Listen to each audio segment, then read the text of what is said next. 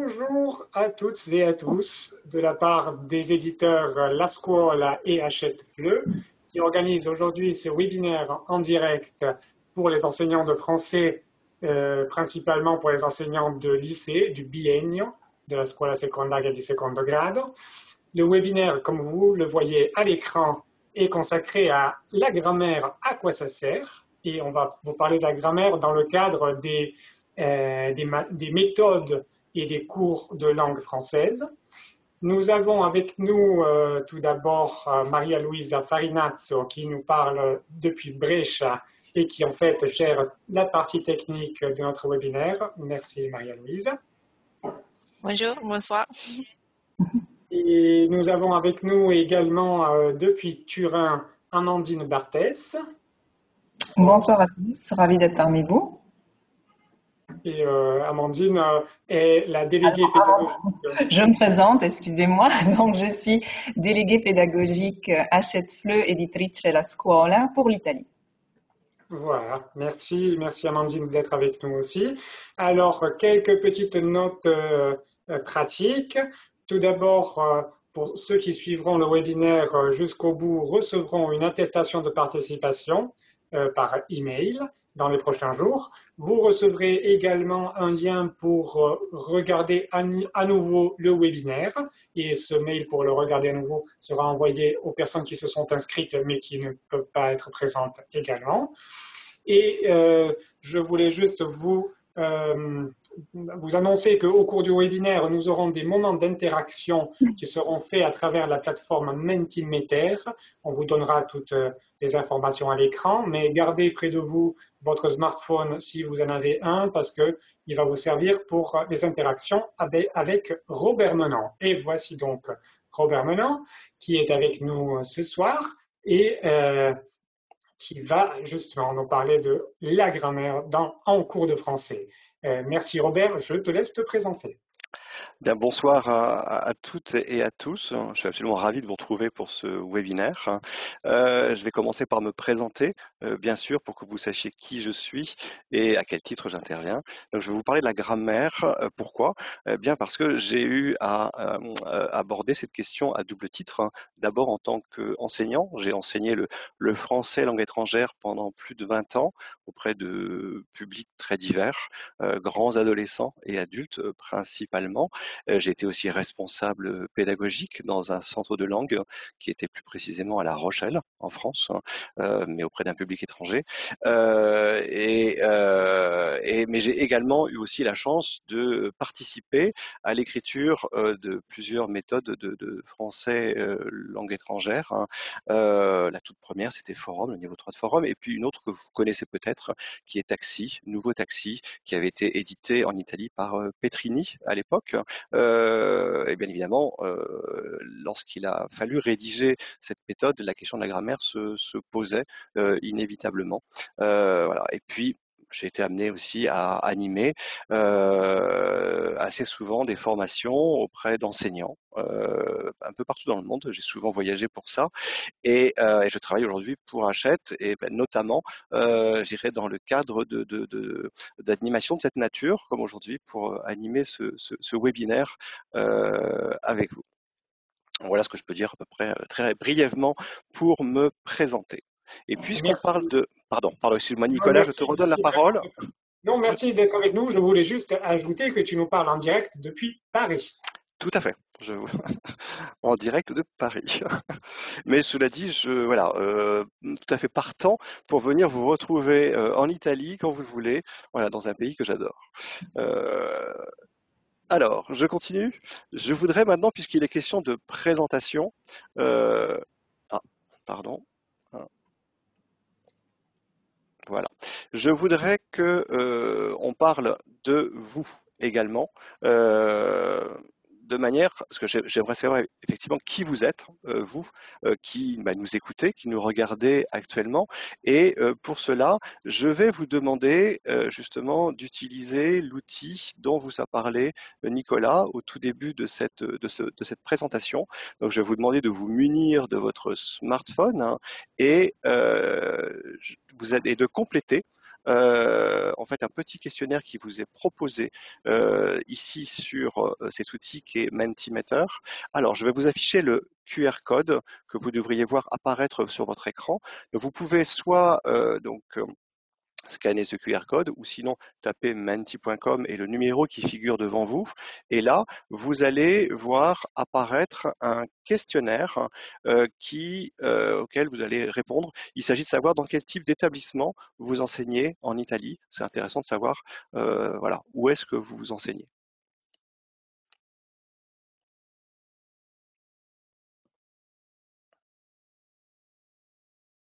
Donc, je vous laisse répondre et nous allons ensuite regarder quelles sont vos réponses.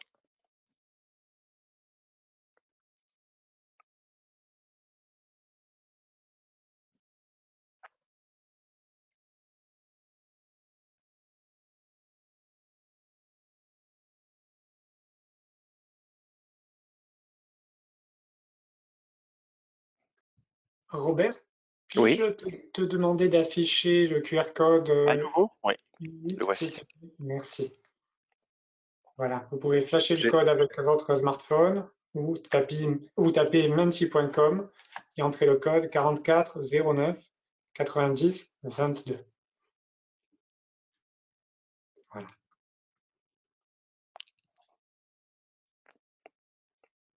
Merci, c'est bon. Oups là, pardon, j'ai fait.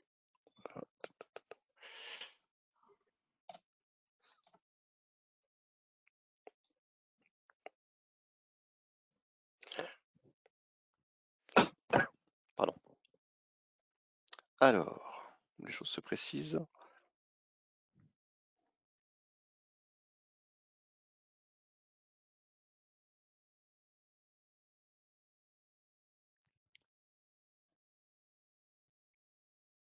D'accord. Donc je vois que vous êtes donc, en majorité et voilà, enseignant dans des lycées linguistiques. Juste après, donc on retrouve les enseignants qui sont en institut technique, au collège, mais également dans les instituts professionnels, un petit peu donc, dans les lycées de sciences humaines et ou sinon dans d'autres types d'établissements. D'accord. Mais bon, on est quand même majoritairement sur un public de lycée, à la fois linguistique, professionnel et technique, à ce que je vois ici. D'accord, très bien. Pardon, Robert. Je voulais Oui, juste inviter les participants, si vous avez des problèmes, des soucis techniques ou des questions, n'hésitez pas à écrire dans le chat tout au long du webinaire. Pour tout ce qui est des questions techniques, nous y répondrons le plus rapidement possible. Pour ce qui est des questions de contenu, on va poser la question à Robert si on arrive à le couper. Sinon, on répondra à la fin à toutes vos questions. Donc, écrivez, n'hésitez pas. alors, maintenant, on va passer, on va rester sur Mentimeter et toujours pour apprendre à mieux vous connaître, hein, ce que j'aimerais savoir aujourd'hui, maintenant, c'est, j'aimerais vous demander de trouver un mot et plus précisément un nom, d'ailleurs, pour définir hein, le rôle d'un enseignant. Voilà, donc est-ce que vous pourriez, je vais masquer, voilà, pour le moment vos réponses pour garder un peu de suspense, et vous demandez voilà, donc de compléter en indiquant un nom qui définit pour vous le rôle d'un enseignant. Donc un enseignant, pour vous, c'est un ou une. Voilà, et je vous laisse compléter. On va voir ensemble quelles sont vos réponses. Il n'y a pas de bonne ou de mauvaise réponse, ça c'est important surtout. Essayez d'être aussi spontané que possible hein, et de manière voilà, à ce qu'on puisse voir ensemble quels sont les mots qui reviennent le plus souvent.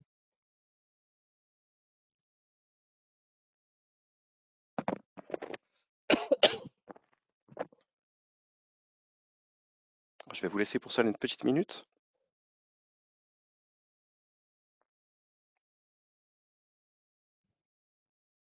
On peut toujours afficher le code QR, ça facilitera les personnes qui auraient fermé la fenêtre entre-temps. La voici. Merci.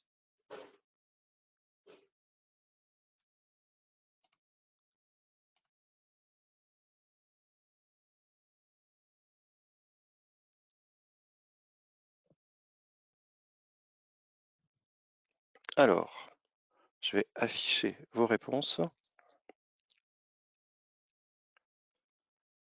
Alors, le mot qui revient le plus, c'est guide. On retrouve aussi motivateur, facilitateur, psychologue.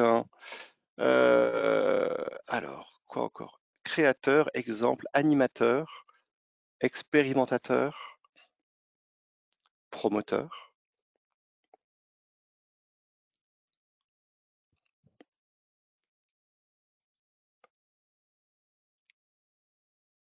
Voilà, je viens de fermer les réponses, vous ne pouvez plus répondre. Et un constructeur, c'est intéressant, créateur, un point de référence. Je vous laisse découvrir en même temps que moi l'ensemble des réponses. Un soutien, c'est l'avenir, une aide, un transmetteur de connaissances,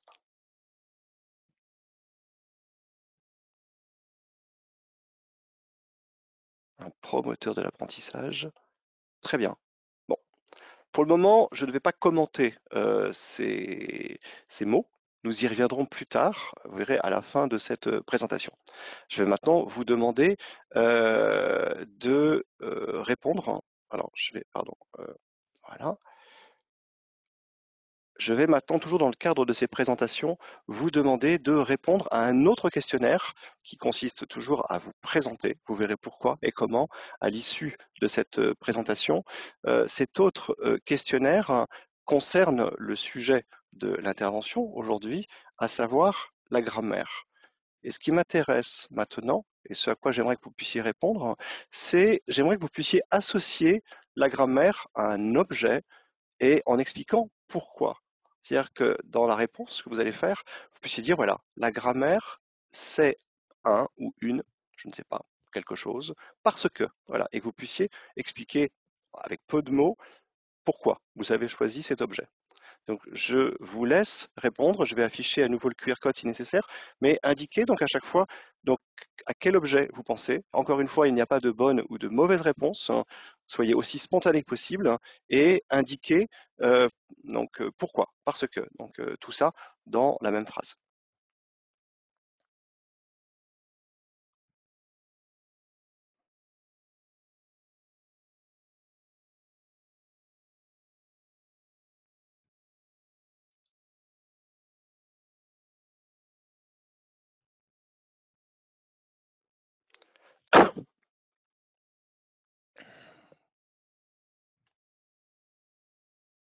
Je vais vous laisser une petite minute encore une fois pour répondre à cette question.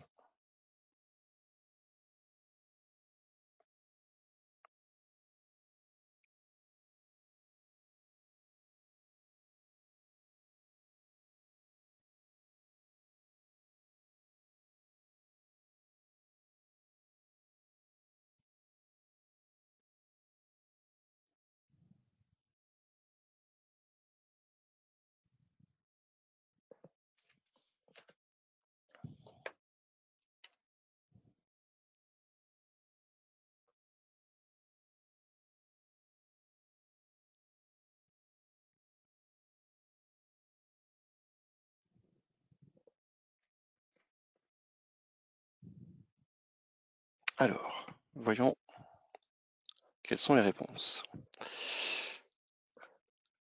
Alors, un ustensile pour travailler, un immeuble à construire, un fil pour collecter les mots, une boîte à outils.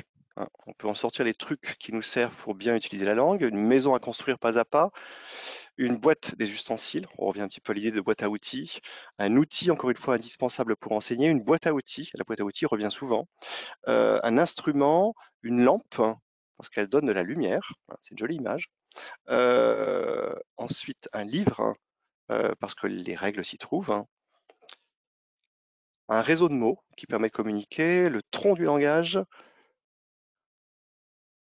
un code qui peut garantir la compréhension du message, une échelle, parce qu'on avance par niveau, belle image également, un avion pour aller de Bari à Paris, ça me plaît bien ça aussi, un puzzle parce que tous les morceaux s'imbriquent les uns dans les autres pour mettre en image nos pensées, un squelette, le squelette de la langue, la structure de base, encore une fois une boîte à outils, le code civil de la langue, comme pour le droit, un instrument car elle sert à supporter la communication, les clés ou la clé pour ouvrir la porte de la France, culture, connaissance. Alors, je vois que vous avez été très créatif, hein. Instrument de travail, un bâtiment, encore une fois, un phare, une assiette, une assiette, ouais, parce qu'il faut de la nourriture pour les cerveaux, encore une fois une clé, un dé, et avec différentes facettes, une fleur avec des pétales qui ont des fonctions.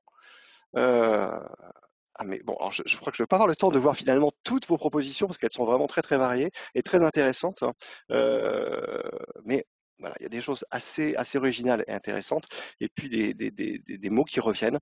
Très bien. Écoutez, en tout cas, merci beaucoup pour ces propositions que je trouve intéressantes et que je vais conserver et sur lesquelles nous allons revenir à la fin de cette présentation.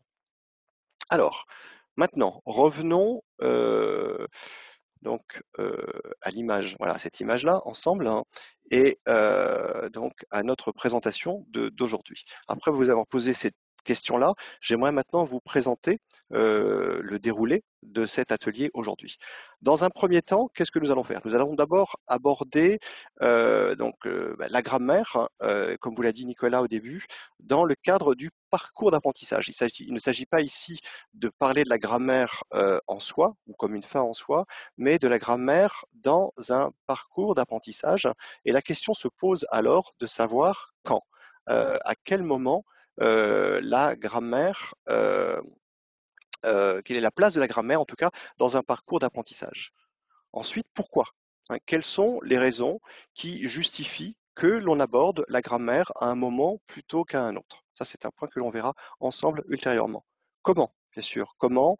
Quelles sont les modalités? De quelle manière nous allons amener les apprenants à comprendre, assimiler, intégrer les règles de grammaire aussi facilement que possible en classe? Quoi aussi? Quoi, ça veut dire les critères. Quels sont les critères qu'il va falloir prendre en considération pour prioriser les points de langue à aborder en classe? Et puis enfin, nous terminerons par un travail de synthèse, une mise en pratique et à travers des exemples pratiques de ces différents points que nous allons aborder, développer ensemble aujourd'hui. Ce que je voulais dire aussi, avant de commencer, c'est que j'essaierai vraiment systématiquement de mettre en relief à la fois, je dirais, des réflexions théoriques, pédagogiques sur ce sujet, mais également et surtout des mises en pratique, hein, parce que voilà, vous êtes enseignant, j'ai été enseignant, et je sais que quand on participe à ce type d'intervention, ce qui nous intéresse, c'est de pouvoir repartir avec non seulement une réflexion sur son travail au quotidien, mais aussi c'est de repartir avec des clés qui vont pouvoir nous aider à ouvrir de nouvelles portes dans notre travail d'enseignant. Et donc ces clés doivent être aussi pratiques que possible, et c'est l'objectif de cet atelier aujourd'hui. Alors, maintenant, abordons donc ensemble la première question que j'évoquais juste à l'instant, le quand. Donc, quelle est la place de la grammaire dans le parcours d'apprentissage?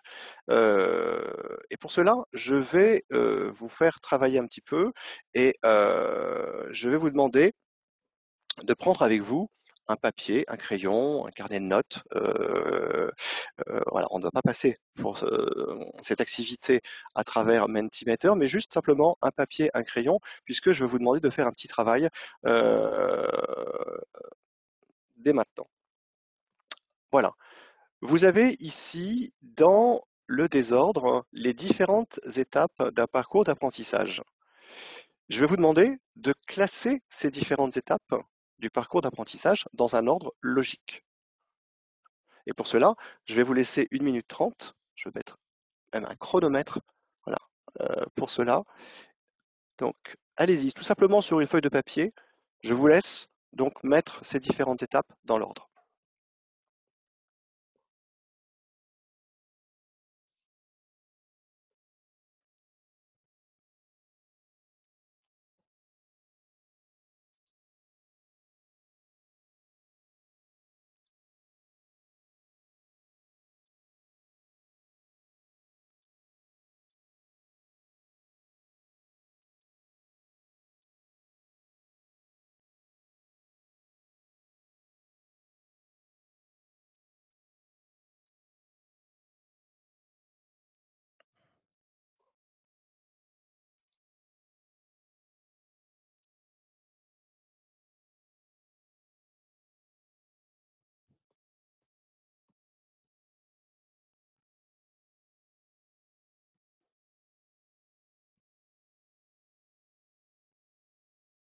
vous laisse encore 30 secondes.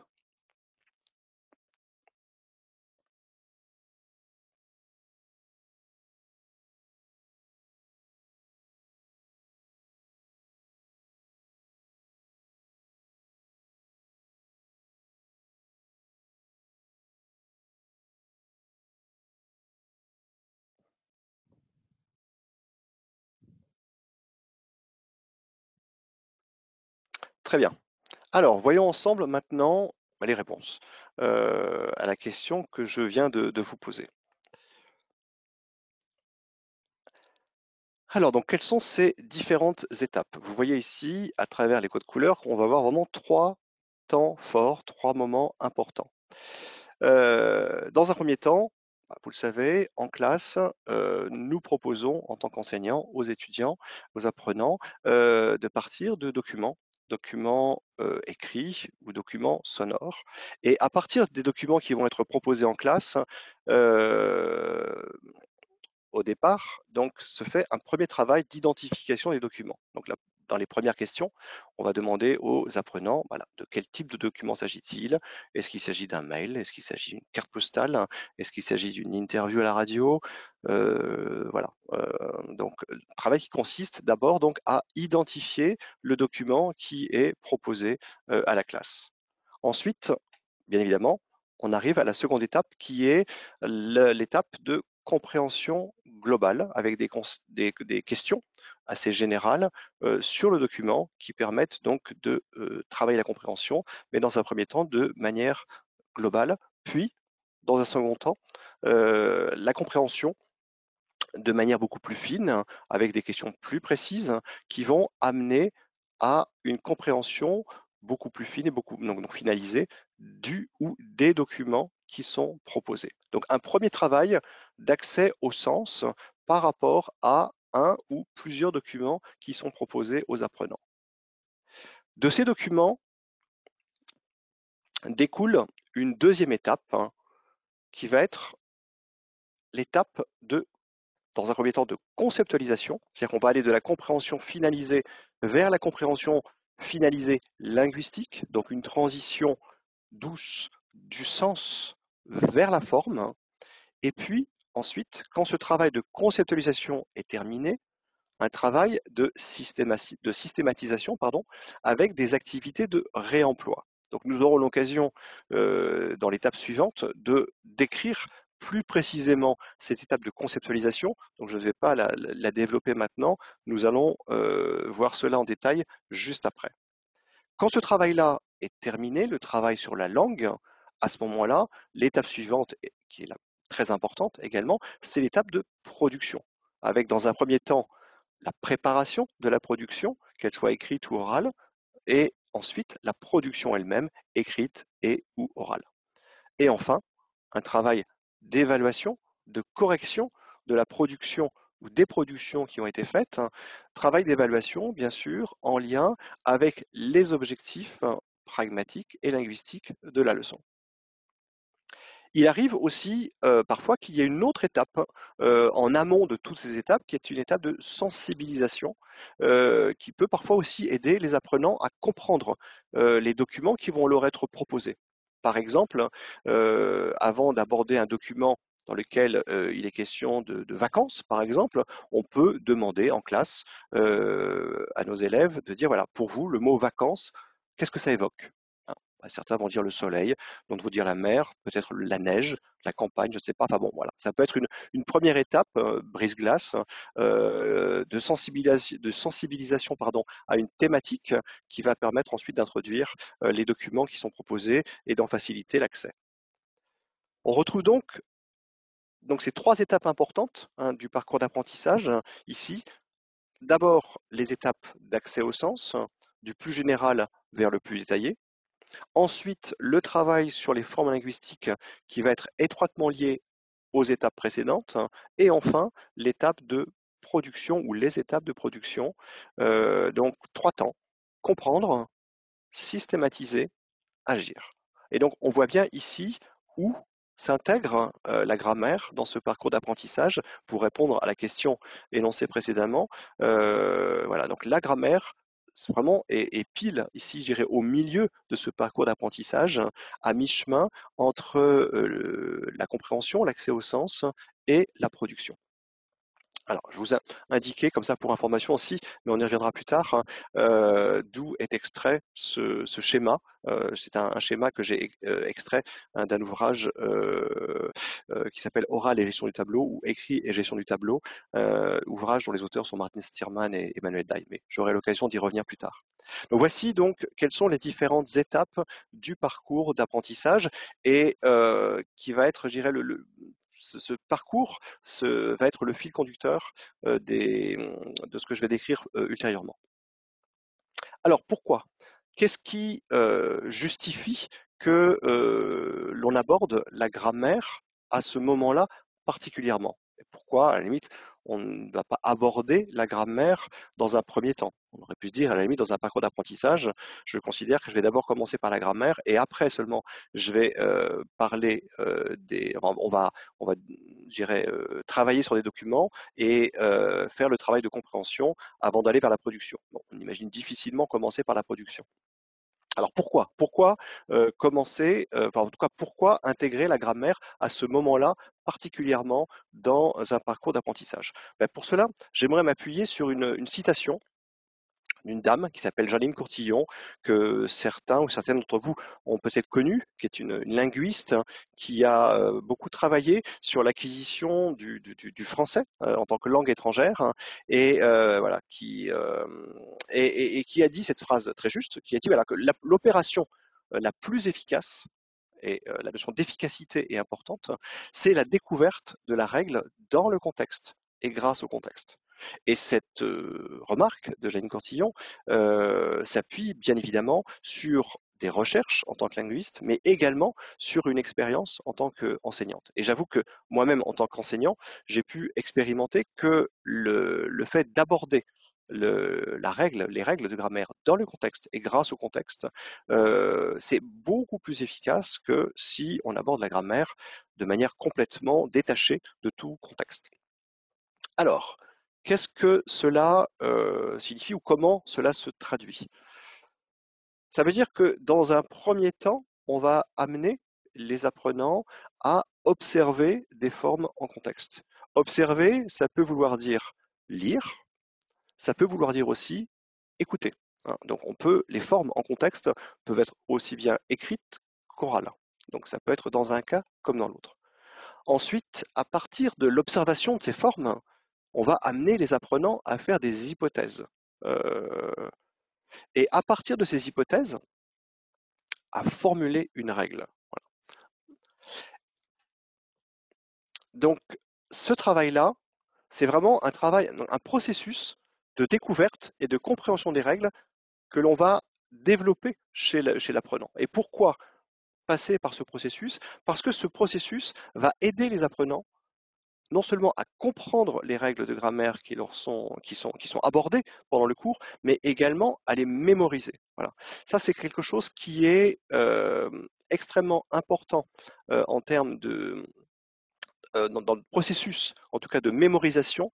C'est plus on associe les apprenants à ce travail de réflexion sur la langue et plus on les aide à mémoriser les règles de grammaire. Et en l'occurrence, on va aussi par ce processus, les aider à comprendre des règles de grammaire parfois complexes.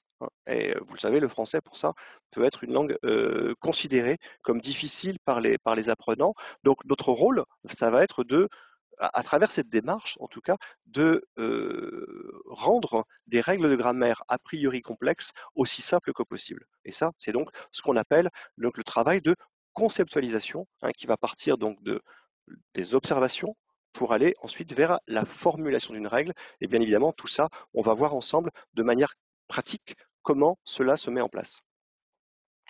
On arrive justement donc à cette fameuse question du comment. Comment mettre tout cela en place et comment faire en sorte d'aider les apprenants donc à comprendre, à intégrer et à réinvestir hein, des règles de grammaire qui sont observées en contexte. Alors pour cela, j'aimerais m'appuyer sur un exemple concret. En l'occurrence, ici, il s'agit d'une leçon extraite d'un titre publié par Hachette Fleu et la Scuola qui paraîtra l'année prochaine, hein, pour les classes de bienniaux, un titre qui s'appelle Profil, hein. Et donc j'aimerais m'appuyer sur une leçon extraite de cette méthode, hein, pour illustrer ce que je viens de dire précédemment. Comment donc mettre cela en place? Ici, vous avez donc devant vous une leçon dont l'objectif pragmatique, hein, est énoncé dans le titre. Il s'agit de parler de la famille, et en l'occurrence de parler de sa famille. Et pour cela, donc dans cette leçon, comme vous le voyez ici, on propose aux élèves de travailler à partir d'une photo extraite d'un magazine, photo sur laquelle on voit le jeune acteur, Timothée Chalamet, entouré de sa famille. Et puis vous avez donc un commentaire qui accompagne cette photo. Donc on va faire, comme on l'a dit tout à l'heure, tout d'abord un premier travail on va demander aux apprenants d'identifier le type de document. De quoi s'agit-il? Ici, il s'agit d'une photo extraite d'un magazine, hein. Et puis ensuite, un premier travail de compréhension globale. Donc on va amener ici les apprenants à dire qui est Timothée Chalamet. Alors, comme c'est un jeune acteur très connu, et je crois également très connu en Italie, il y a de fortes chances pour qu'ils le connaissent déjà. Et pour ceux qui ne le connaîtraient pas encore, si on lit donc les commentaires qui accompagnent la photo, on comprend qu'il s'agit d'un acteur. Voilà. Et puis, on pose la question ici, toujours compréhension globale, donc quelle est la nouvelle? Et la nouvelle ici, c'est que la photo, elle est publiée à l'occasion du dernier film de l'acteur. Donc la nouvelle, c'est le dernier film de l'acteur. On va amener à ce moment-là les apprenants à lire le commentaire qui accompagne cette photo et on va leur demander d'identifier qui sont les personnes sur la photo. Donc voilà, donc il y a Marc, le père, Nicole, que l'on devine ici à droite sur la photo, qui est la mère, Pauline, hein, apparemment à gauche sur la photo, qui est la sœur, Marc et Nicole qui sont les parents. Donc comme vous voyez ici, on aborde par là même aussi le vocabulaire de la famille que l'on va retrouver aussi dans les commentaires qui accompagnent la photo. Donc premier travail de compréhension globale et puis un peu plus fine ici, donc à un niveau qui est ici, on est donc dans la leçon 7 du niveau A1. Deuxième étape, hein, ici, donc les auteurs proposent de travailler à partir d'un autre document, un document sonore. En l'occurrence, il s'agit d'une interview de Timothée Chalamet. Donc l'activité qui est proposée ici consiste à d'abord écouter dans un premier temps cette interview et ensuite à barrer l'intrus. Donc la phrase dit ceci, donc l'interview parle du film, de la nationalité ou de la famille de Timothée Chalamet. Et donc, à l'issue de la première écoute, les apprenants vont devoir donc barrer l'intrus. Bon, là, en l'occurrence, il s'agit de la nationalité. Bon, je connais le dialogue et c'est pour ça que je peux y répondre. À partir de là, donc, nous allons demander à nos étudiants, à nos élèves, hein, de regarder l'arbre généalogique de la famille Chalamet, qui est ici partiellement complété. Et ensuite, donc nous allons à nouveau écouter l'interview et nous allons demander à nos élèves de compléter et de dire quelle est la profession de chacun des membres de la famille Chalamet. Donc vous voyez ici, il y a 3 professions qui sont déjà indiquées, il en manque 3, et donc les étudiants vont écouter cette interview, compléter ici donc l'arbre généalogique et on va vérifier ensemble les réponses. Donc là, on est vraiment, vous l'avez vu, on va progressivement d'un travail de compréhension globale vers un travail de compréhension de plus en plus fine, qui va nous amener progressivement vers la compréhension finalisée linguistique. De quelle manière? Eh bien, ici, comme vous le voyez dans l'activité 3, à partir des professions qui ont été relevées, nous allons demander aux élèves, hein, d'identifier si ces noms de professions sont masculins ou féminins, pardon. Et pour cela, la compréhension va bien sûr être une aide. être une aide. Nous avons vu que, par exemple, Ronman Flender, qui est un homme, est acteur, donc il est facile ici pour un apprenant de deviner que acteur, c'est au masculin. Même chose, Pauline Chalamet, actrice, c'est une jeune femme, donc il est facile pour eux de deviner que c'est le féminin. Et ainsi de suite. Voilà, donc nous allons donc continuer à faire ce travail-là avec eux, et parallèlement à cela, vous, en tant qu'enseignant, ce que l'on suggère, ce que je suggère dans ces cas-là, c'est de dessiner une grille au tableau et de demander d'ailleurs aussi aux apprenants de faire la même chose sur un papier ou sur un cahier. Et sur cette grille, qui peut être très facilement, je dirais, dessinée à la main, de compléter et d'indiquer dans ce tableau donc les noms des noms de métiers qui ont été entendus, avec d'un côté les hommes et de l'autre côté les femmes. Et on voit ici, par exemple, que pour éditeur, il manque le féminin et que par rapport à ce qui a été écrit juste au-dessus, acteur, actrice, on peut assez facilement deviner le féminin. Pour continuer ce travail de conceptualisation, ce que l'on va faire ensuite, c'est qu'on va demander aux apprenants d'indiquer quelle est la profession d'un des membres de leur famille. Alors, bien évidemment, pour faire ce travail, les apprenants auront besoin de votre aide parce que parfois, ils n'auront pas forcément le mot en français. Mais bon, votre rôle en tant qu'enseignant, c'est de pouvoir les aider à trouver le mot ici qui convient on va compléter donc ainsi la grille qui figure ici en mettant les mots qui sont les noms de métiers en tout cas qui sont cités, tantôt à gauche, tantôt à droite, selon que c'est un homme ou c'est une femme, et ainsi progressivement amener les apprenants, je pense que ce travail peut se faire au tableau, à dégager la règle ici. Se dire, voilà, quand le nom de métier se termine par teur, eh bien le féminin, c'est trice, un acteur, une actrice, un éditeur, une éditrice, un directeur, une directrice, par exemple. À travers les exemples que nous avons vus, heure, voilà, au féminin, c'est euse, vendeur, vendeuse, coiffeur, coiffeuse, bon, et ainsi de suite. Sachant que ce travail est facilité par le fait que, auparavant déjà, dans l'ouvrage, les étudiants ont été amenés à travailler sur des noms sur les nationalités. Donc voilà, je suis italien, italienne, mexicain, mexicaine. Donc là, on est sur des terminaisons, donc au masculin et au féminin, qui ne sont pas totalement nouvelles. Et on va donc les étudiants vont pouvoir s'appuyer sur un socle qui va les aider ici à faire cette activité. Mais en tout cas, comme vous le voyez, par eux-mêmes, donc faire ce travail d'observation, d'hypothèse et ensuite de formulation de la règle. Bien sûr, après, il est important de pouvoir aussi s'appuyer sur des éléments explicatifs de la règle que l'on va retrouver dans la rubrique grammaire de la leçon. Et cette rubrique, elle a justement pour cette fonction de faire une synthèse explicite de ce qui a été dit précédemment. Et on va pouvoir aussi retrouver dans le précis grammatical qui accompagne l'ouvrage, des éléments plus précis qui vont permettre de comprendre donc comment se construisent comment se construit le masculin et le féminin des professions en français. Donc voilà, donc on termine dans ces cas-là la leçon avec ce tableau explicatif nécessaire pour les apprenants parce qu'ils vont pouvoir s'y référer ensuite ultérieurement lors des phases de production pour se corriger, s'autocorriger. Alors, ensuite, bien sûr, on l'a vu tout à l'heure lors de la définition du parcours d'apprentissage, il est essentiel de laisser un temps aux apprenants pour s'entraîner.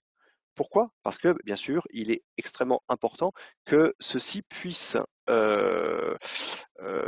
intégrer les nouvelles règles de grammaire et systématiser donc, intégrer pourquoi? Parce qu'il est important de développer chez eux, chez les apprenants, des automatismes pour que lors de la phase de production, ce qui a été vu en grammaire puisse être réinvesti de manière aussi automatique que possible. Il faut essayer de rendre, en tout cas, ces nouvelles notions grammaticales disponibles rapidement.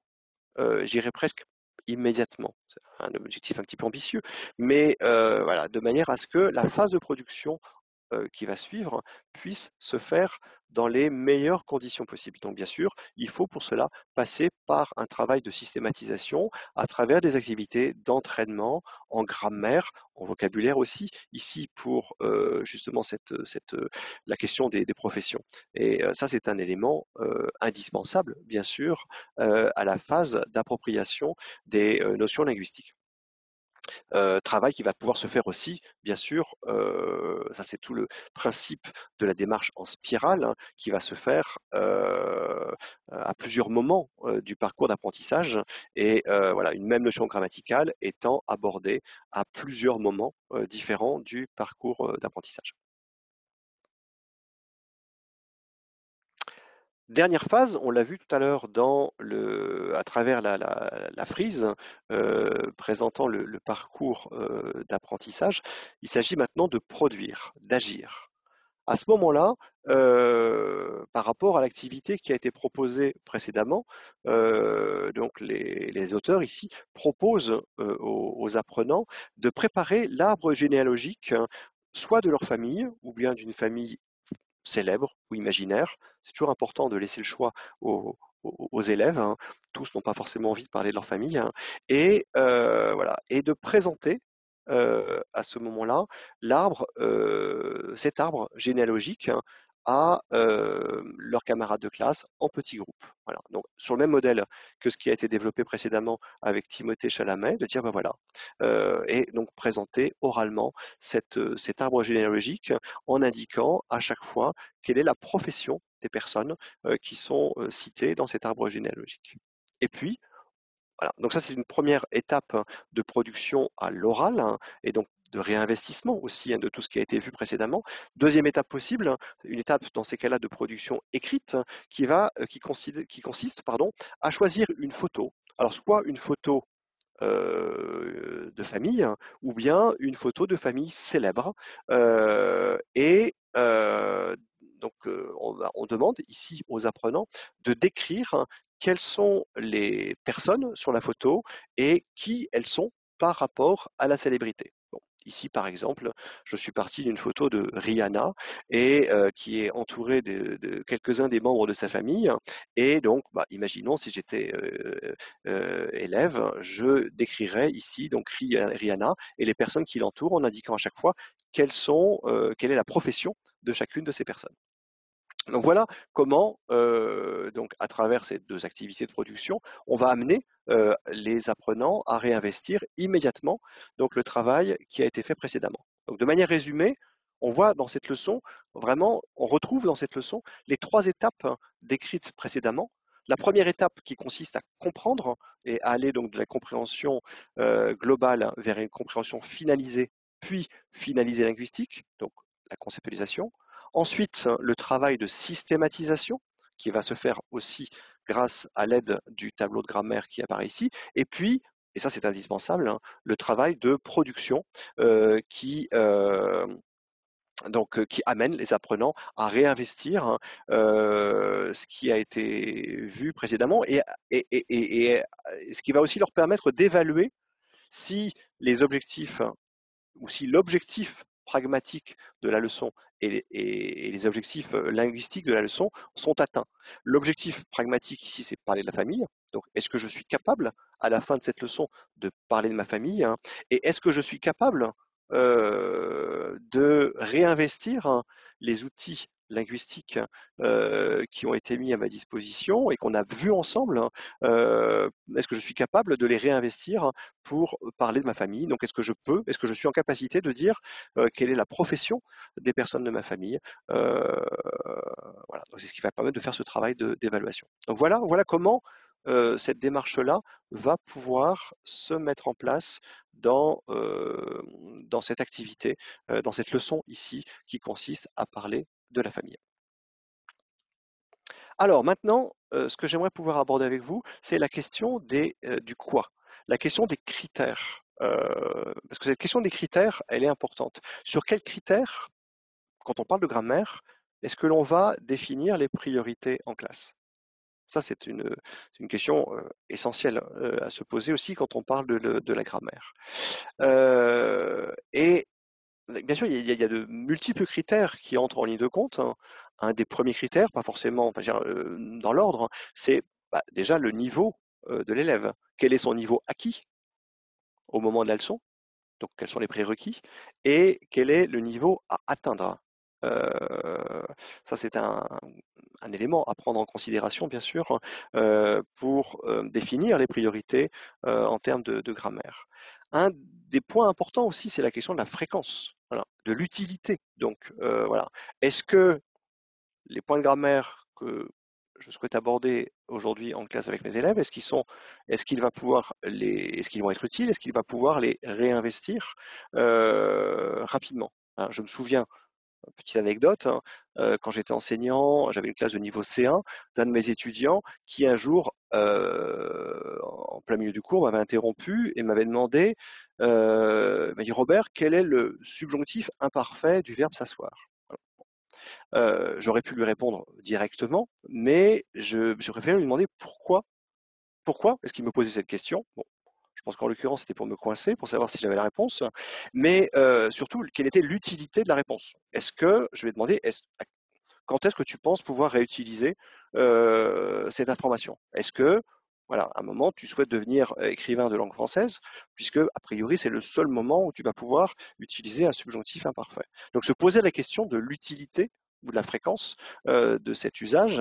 Après, bon, je lui ai répondu, ça lui fait plaisir, mais et cette question, elle se pose à tout moment. C'est-à-dire, est-ce que, voilà, à ce moment de l'apprentissage, est-ce qu'il est utile pour mes apprenants d'aborder tel ou tel point de grammaire? Donc ça, c'est un point à prendre en considération, le temps aussi qui est consacré à la leçon et qui va, plus le temps est court et plus cela va nous obliger ensuite à, à segmenter en tout cas les points de grammaire et à répartir dans le temps en tout cas les notions grammaticales que l'on souhaite aborder. C'est un élément à prendre en considération, mais plus que tout, et ça c'est l'élément majeur, le critère à prendre en considération pour définir les priorités, ce sont les objectifs pragmatiques, fonctionnels. Et on a vu précédemment que l'objectif pragmatique, c'était parler de la famille, et donc dans ces cas-là, partant de cet objectif pragmatique, de quoi est-ce que j'ai besoin? Parce que sous-jacent, je dirais de manière sous-jacente euh, aux objectifs pragmatiques, se pose la question des besoins de l'apprenant, de quoi est-ce que j'ai besoin. On arrive ainsi donc à un autre travail que j'aimerais vous proposer, qui est celui-ci. Vous avez ici devant vous trois objectifs pragmatiques qui sont proposés dans le cadre d'une unité. Voilà. Un premier objectif pragmatique qui est d'écrire son quotidien. Un second qui est faire les courses. Et le troisième, acheter des vêtements. En dessous de ces trois objectifs pragmatiques, hein, vous avez des points de grammaire qui vont être développés, qui vont être abordés. Voilà. Ce que j'aimerais maintenant que vous fassiez, toujours simplement avec un papier et un crayon, sans autre forme que celle-ci, j'aimerais que vous associez les points de langue qui sont ici indiqués en vert à chacun des objectifs pragmatiques. Voilà, je vais vous laisser pour cela 2 minutes et on va voir ensuite quelles sont les réponses. 2 minutes, à vous.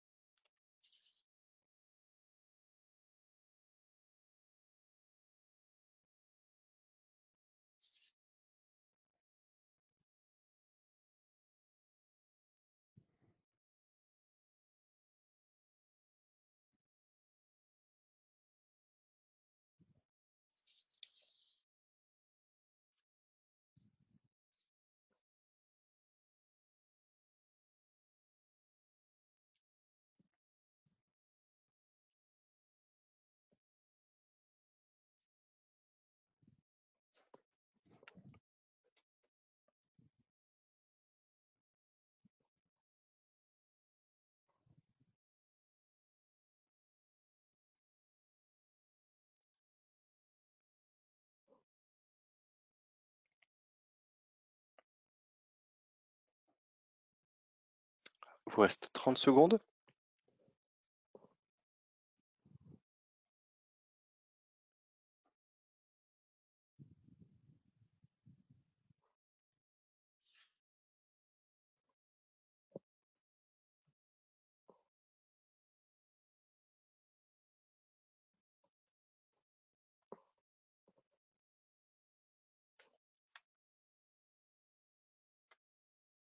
Très bien.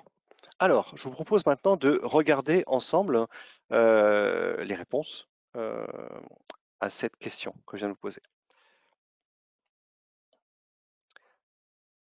Alors, comme vous le voyez ici, donc, vous avez d'un côté les objectifs pragmatiques et juste à côté les objectifs linguistiques qui correspondent. Donc, décrire votre quotidien, à ce moment-là, on va voir ensemble, bien évidemment, les indicateurs de temps, de à jusqu'à quand. Vous voyez ici, vous avez un petit numéro 2 qui signifie que ce travail-là, en tout cas sur les indicateurs de temps, a déjà été abordé précédemment dans une autre leçon. Donc, quand je parlais de démarche en spirale, donc là, on arrive sur un deuxième temps qui va donc élargir le champ concernant les indicateurs de temps. Ensuite, bien évidemment, quand on parle de son quotidien, on va parler de la fréquence, hein, parce que c'est tous les jours, souvent, jamais. Et bien évidemment, utiliser aussi les expressions faire, du, de la, des, jouer, au, à la, pardon, au. Les indicateurs chronologiques, d'abord, et après. Les verbes pronominaux au présent, je me réveille, je me lève, je me lave. Et puis, bien sûr, les verbes dormir et finir. Voilà, donc tous ces éléments linguistiques qui vont être utiles à ce moment-là. Faire des courses, on est sur les adjectifs numéros, il me faudrait 2 kilos. Les partitifs, de la salade ou de la farine. Bien sûr, l'interrogation avec combien, le futur proche, avec des phrases comme je vais faire les courses, qu'est-ce que je prends? Voilà. Et donc, bien sûr, le verbe prendre. Et puis enfin, acheter des vêtements. Et ici, donc, vous aurez besoin des adjectifs possessifs. Est-ce que je pourrais voir cette veste, s'il vous plaît? Les prépositions de lieu, parce qu'il va être question de magasin. La place des adjectifs, voilà. Une belle robe, mais une robe rouge. Donc, est-ce que je mets ça avant ou après le nom? Et puis le verbe essayer au présent. Donc, on voit ici effectivement en quoi les objectifs linguistiques, la grammaire, donc, est subordonnée aux objectifs pragmatiques de la leçon. Ce que l'on va retrouver ici, donc dans cette unité 4, donc de la méthode profil dont je parlais tout à l'heure, donc, et qui consiste à parler de son quotidien. Donc, ces 3 leçons visant donc à aborder cet objectif global. Bien, alors maintenant, en synthèse de ce que j'ai énoncé précédemment, j'aimerais vous montrer comment on va articuler tout cela autour de 2 leçons différentes et comment on va retrouver ces différentes questions relatives à la place de la grammaire, relatives également aux modalités de mise en place et aux critères aussi qui justifient que l'on aborde tel ou tel point de grammaire à un moment donné. Je pense que le mieux, c'est de le voir en exemple. Et voici pour cela donc un exemple. Pardon, je vais aller un petit peu trop vite. Voilà, ici vous avez donc une leçon, leçon 17, dont l'objectif pragmatique est indiqué. Donc c'est commander au restaurant. Pour cela, donc les auteurs proposent de travailler à partir de 2 documents.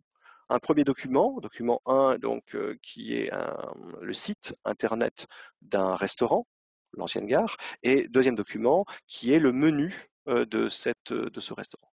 À partir de ça, donc, il y a un premier travail qui va être fait de compréhension globale ici, et on va amener donc les apprenants à voir quel est le nom du site, quelles sont les coordonnées du restaurant, les activités qui sont proposées également. Voilà, donc un premier travail de compréhension globale, et puis ensuite un autre travail de compréhension globale dans l'activité 2 qui consiste à regarder le document 2, le menu, et à répondre à des questions très générales. Voilà, qu'est-ce que c'est? Est-ce que c'est la carte du restaurant, le programme des concerts, la carte des tapas? Bon, voilà. Donc on reste encore dans une compréhension très globale et ensuite on va aller vers une compréhension plus fine des documents sous forme ici de vrai ou faux. Ensuite, arrive un deuxième document sonore cette fois-ci, et là on entend à travers ce dialogue un échange entre plusieurs personnes. Il se trouve que l'échange a lieu dans un restaurant. Et donc on écoute ce dialogue entre plusieurs personnes dans un restaurant. Donc là on demande aux apprenants où sont les personnes, combien de clients parlent ici, et question également, c'est est-ce qu'ils ont réservé ou pas. Voilà.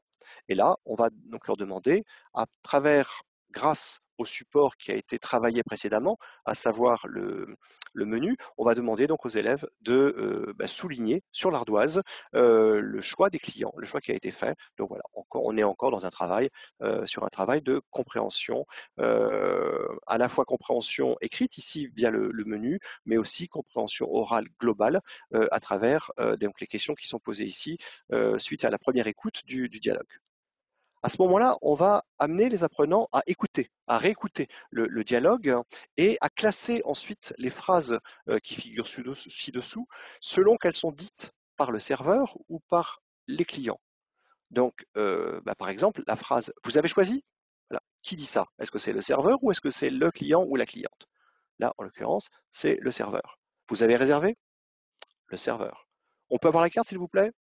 Le client, et ainsi de suite. Donc voilà. Donc ici, il s'agit donc à chaque fois de retrouver qui dit chacune de ces phrases dans le dialogue. Donc travail de compréhension, hein, toujours ici. Et progressivement, comme vous le voyez ici, nous allons aller de la compréhension finalisée vers la compréhension finalisée linguistique. Il va être question ensuite d'identifier parmi ces phrases celles qui sont au passé, et en l'occurrence le passé composé, qui n'a jamais été vu encore, et celles qui sont au présent. Hein, vous avez réservé? Voilà. Ici, par le travail de compréhension, le sens, les élèves comprennent que c'est passé. Voilà. Vous avez fini? Nous avons fini. Même chose. Vous désirez une boisson? C'est présent. Donc déjà, il y a un premier travail sur le sens, savoir est-ce que l'on est dans le passé ou dans le présent, et ensuite, on va identifier ici un temps que l'on n'a pas vu encore, qui s'appelle le passé composé. À ce moment-là, on va demander aux élèves de compléter dans l'activité, l'activité qui se trouve juste en dessous, de compléter en indiquant, en complétant avec est ou avait. Donc j'ai réservé, vous avez fini, et il faut ici que les apprenants indiquent quel est l'infinitif des verbes. Hein, réserver, un verbe en ER qui est déjà connu, finir, un verbe en ER qui est déjà connu des apprenants. Voilà. Et enfin, on va arriver à la conceptualisation, à l'énoncé de la règle par les élèves, mais bien évidemment guider, aider. Et là, pour former une phrase au passé composé, on utilise le verbe avoir plus le participe passé du verbe. Voilà. Et vous voyez ici, on s'arrête là. Pourquoi? Parce que, encore une fois, ce qui nous guide ici, c'est l'objectif pragmatique. Ici, l'objectif, c'est commander au restaurant. Pour commander au restaurant, je n'ai pas encore besoin de voir toutes les utilisations du passé composé. Voilà. Ici, c'est quelles sont les phrases que l'on va entendre. C'est voilà, vous avez réservé, vous avez fini. Voilà, on est vraiment sur une utilisation extrêmement basique, très très basique du passé composé. Donc une entrée en douceur sur cette notion grammaticale. Donc qui va être proposée ainsi ici. Et puis bien sûr, à suivre une activité de production ici où on va mettre les élèves en situation au restaurant avec une carte. Voilà, une activité comme vous pouvez en faire parfois en classe. Alors, juste oui, et j'oubliais de le dire, bien sûr, on retrouve toujours ce travail d'explication beaucoup plus explicite dans la rubrique grammaire qui accompagne la leçon et qui va ici donc résumer, qui va être la synthèse en fait explicite des hypothèses qui ont été faites précédemment par les apprenants. Travail de systématisation, encore une fois, ici donc systématisation sur le passé composé avec avoir, qui est une première étape, hein, et à travers quelques activités diverses. Maintenant, leçon suivante, leçon 18, hein, juste après la leçon 17, vous avez ici un objectif pragmatique qui est de raconter un événement. Pour cela, les auteurs partent d'un autre type de support que la leçon précédente. Et comme vous le voyez ici à gauche, il s'agit d'un extrait d'un article qui est paru dans Le Parisien et on va le voir ici un peu plus gros, voilà. Et il s'agit ici d'une anecdote assez amusante qui est arrivée, l'histoire de parents qui ont réservé un cinéma à Créteil pour l'anniversaire de leur fille et qui lui ont fait une surprise. Elle pensait qu'elle allait voir un film et en fait, il y avait toute sa famille, ses amis qui étaient au cinéma et qui avaient préparé pour elle un tout petit montage. Voilà. Donc vous avez pardon, pardon. Cette anecdote qui est racontée ici par le journal Le Parisien, qui a trouvé ça très drôle. Donc il y a un travail de compréhension bien sûr qui est fait précédemment, compréhension globale, compréhension finalisée, vous l'avez compris. Et ici, on va s'attarder ensemble sur le travail de compréhension finalisée linguistique, donc le travail de conceptualisation. Ce que l'on va faire ici, après avoir donc travaillé la compréhension du document, c'est demander aux élèves d'abord de souligner les événements qui sont dans l'article et parallèlement à ça, d'entourer les moments. Il y a un exemple, il y a 3 jours, les parents de Julie ont organisé un anniversaire surprise. Voilà. Et comme ça, on va retrouver dans l'article d'autres cas similaires. Par exemple, à 18h, les spectateurs sont arrivés.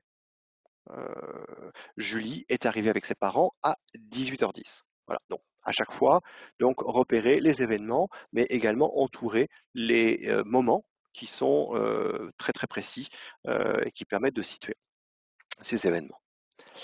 Ensuite, on va demander aux apprenants d'indiquer quel mot indique un moment précis. Donc, encore une fois, on va partir ici du contexte et on va les amener à travers ce contexte à retrouver ces mots qui indiquent des moments précis. Et puis, troisième étape, quel mot indique l'ordre des événements? Et pour cela, on va demander aux élèves de compléter la ligne du temps avec ces mots. On retrouve ici dans l'article 3 mots importants qui permettent de faire ce repérage. D'abord, le cinéma a montré 2 bandes-annonces, puis il a lancé une bande-annonce, et un peu plus loin, ensuite, Julie, sa famille et ses amis sont allés au restaurant. Et à ce moment-là, on va amener les apprenants à observer les participes passés et à essayer d'expliquer par eux-mêmes les différences.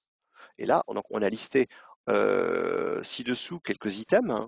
Voilà, le cinéma a montré 2 bandes-annonces, elle a retrouvé ses amis, ils ont applaudi. Ces formes étant extraites de l'article. Et puis juste en dessous, les spectateurs sont arrivés, Julie est arrivée, Julie, sa famille et ses amis sont allés au restaurant. Voilà. À partir de ça, voilà, demandez aux étudiants dans la classe de faire des hypothèses. Qu'est-ce que vous observez et quelles règles pouvez-vous énoncer à l'observation de ces formes-là? Et là, on va aller vers, une phase plus explicative qui va permettre d'expliquer, voilà, quand est-ce qu'on utilise le passé composé avec être, quand est-ce qu'on l'utilise avec avoir, hein, et puis qu'est-ce que cela implique par rapport au participe passé. Et puis également la question de la négation avec le passé composé, comment ça se passe.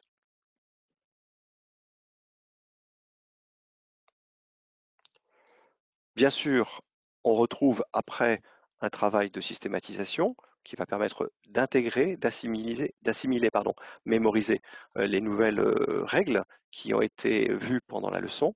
Et puis, enfin, on termine, comme toujours, par un travail de production absolument indispensable.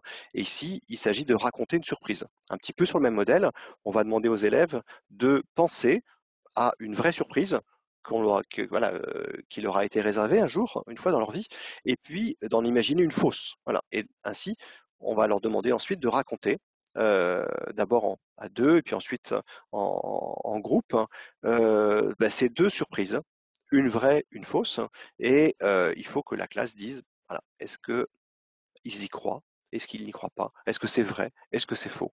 Voilà. Donc, manière de réinvestir tout ce qui a été vu, non seulement dans la leçon, mais également dans la leçon précédente, la leçon 17. Donc, travail de production et qui va vous permettre justement, vous, enseignants, d'évaluer si les objectifs ont été atteints. Voilà, est-ce que les étudiants sont capables, à l'issue de la leçon, de raconter un événement, puisque c'était l'objectif. Voilà, donc voilà comment tout ça se met en place, comment on retrouve ici les différents points qui ont été, que j'ai développés précédemment, la question du quand, pourquoi, comment, quoi, toutes ces questions étant ici étant étroitement liées et qui permettent de comprendre comment la grammaire va s'intégrer concrètement dans un parcours d'apprentissage. Et pour cela, j'aimerais, et pour conclure aussi, et répondre à vos questions ensuite, hein, j'aimerais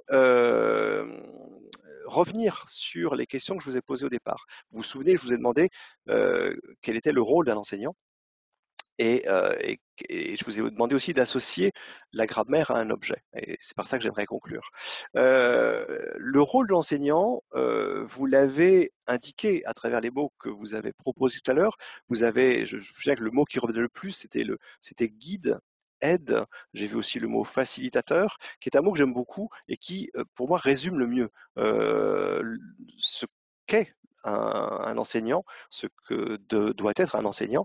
L'enseignant, en fait, est un facilitateur. C'est celui qui va rendre simple des notions souvent complexes. Alors bien sûr, pour cela, l'enseignant a lui-même besoin d'aide. Et c'est là qu'interviennent souvent les méthodes de français.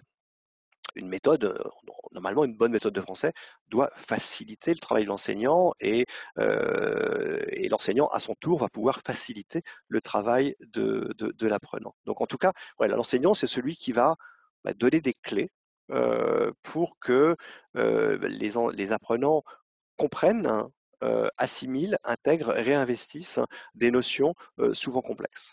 Et puis, la grammaire, et là vous l'avez souvent cité, la grammaire, ça n'est pas une fin en soi. Hein. La grammaire, c'est une boîte à outils au service de la communication. J'aime cette idée de la boîte à outils parce que la boîte à outils, c'est ce qui permet de construire, mais ça permet aussi de réparer, donc de se corriger. Et alors même si il y a, dans vos réponses précédentes, il y avait aussi plein d'images qui me plaisaient beaucoup et que je conserve et que je vais conserver. Mais voilà, donc celle-ci, en tout cas, c'est une des réponses possibles et ça n'est pas une bonne réponse. Il y a aussi d'autres réponses, bien sûr, mais c'est en tout cas c'est cette idée surtout de la grammaire au service de la communication. Hein. Ça, c'est vraiment important. Encore une fois, je pense que la grammaire ne sera jamais, en tout cas, une fin en soi.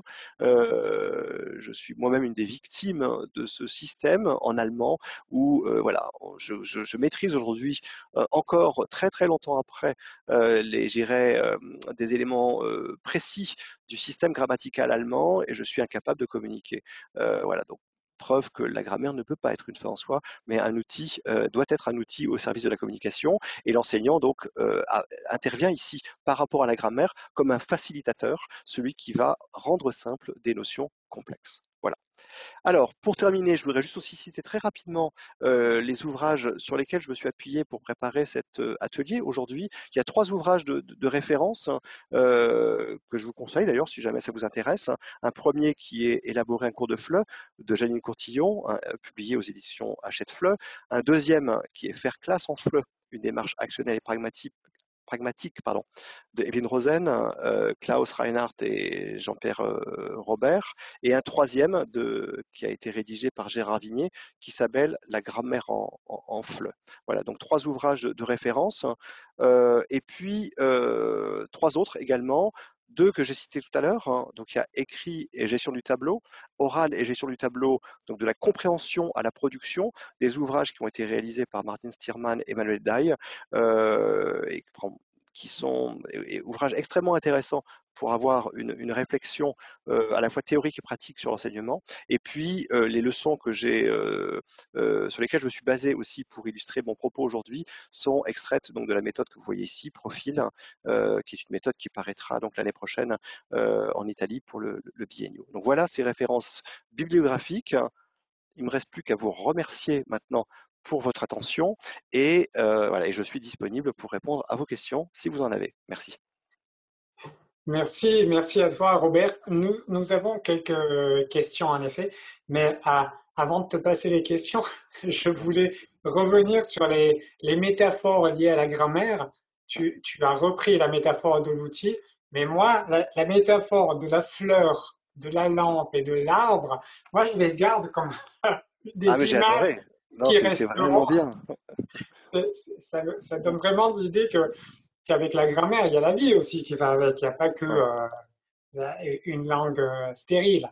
Mais à ce propos, je reviens aussi, oui, pas seulement aux métaphores, mais à à, à la séquence des 8 éléments. Tu nous as montré 8 éléments au Oui, début. oui, oui, oui. Identification du document, compréhension globale, compréhension finalisée, etc.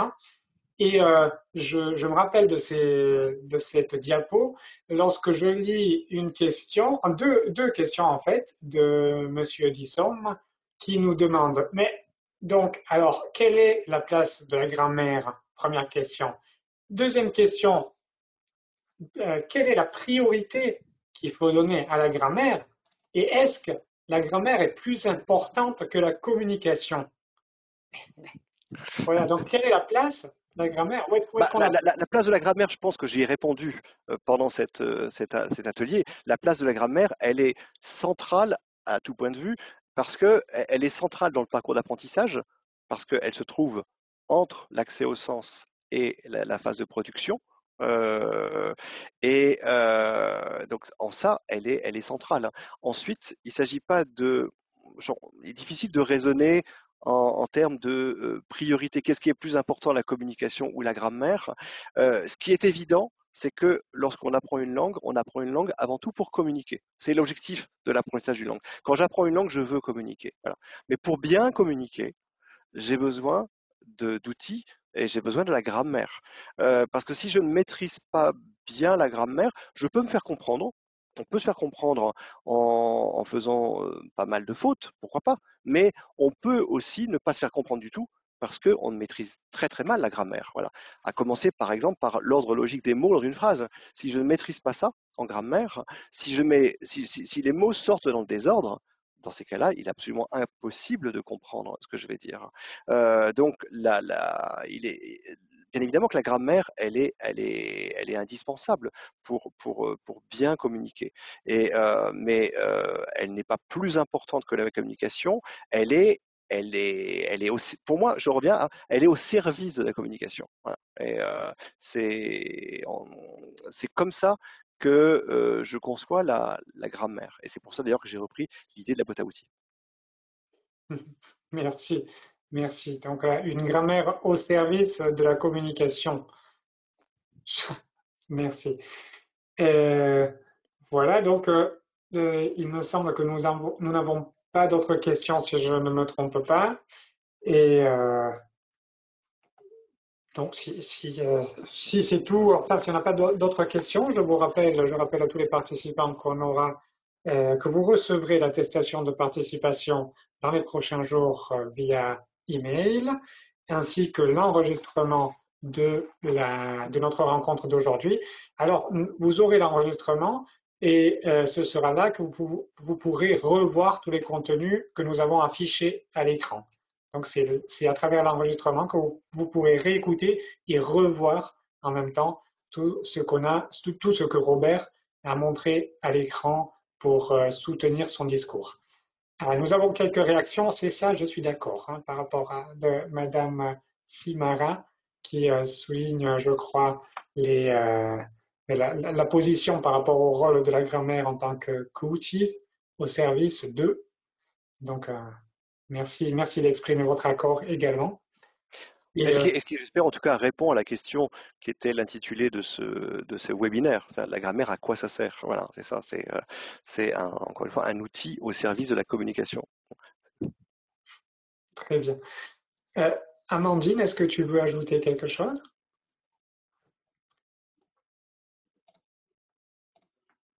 Voilà. Pardon, non, on ne t'entendait pas. Voilà, bon, j'avais l'audio désactivé de ta part. Non, j'étais ravie de suivre avec vous ce webinaire.